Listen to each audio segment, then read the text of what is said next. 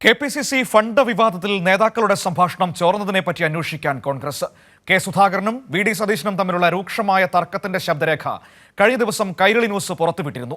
137 challenge ഉൾപ്പെടെയുള്ള ഫണ്ടുകളിലെ വ്യക്തതയില്ലായ്മ സംബന്ധിച്ചായിരുന്നു തർക്കം.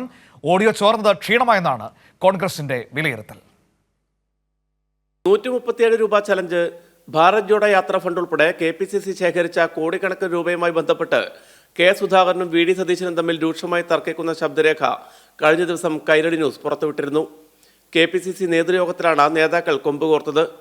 സുപ്രധാന യോഗത്തിലെ പ്രധാന നേതാക്കളുടെ സംഭാഷണം ചോർന്നത് പാർട്ടി നേതൃത്വത്തെ ഞെട്ടിച്ചുവെന്നാണ് കോൺഗ്രസ് വൃത്തങ്ങളുടെ പ്രതികരണം. തെരഞ്ഞെടുപ്പിന് തൊട്ടു മുമ്പ് ഫണ്ടിലെ ക്രമക്കേടിനെ ചൊല്ലി നേതാക്കൾ തമ്മിലുണ്ടായ തർക്കം പുറത്തറിഞ്ഞത് പാർട്ടിക്ക് വലിയ ക്ഷീണം ചെയ്തുവെന്നാണ് വിലയിരുത്തൽ. കൈരളി വാർത്ത കഴിഞ്ഞ ദിവസം പ്രതിപക്ഷ നേതാവ് വി ഡി സതീശൻ സ്ഥിരീകരിക്കുകയും ചെയ്തിരുന്നു. സംഭാഷണം തങ്ങളുടേത് തന്നെയാണെന്ന് സതീശൻ സമ്മതിച്ചു.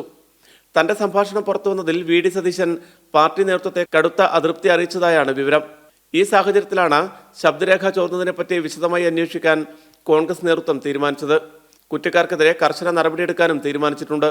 സുപ്രധാനമായ നേതൃയോഗത്തിൽ നേതാക്കൾ തമ്മിൽ തർക്കിക്കുന്നതിന്റെ ശബ്ദരേഖ പുറത്തുവന്നത് കോൺഗ്രസ് നേതൃത്വത്തെ അമ്പരപ്പിച്ചിട്ടുണ്ട്.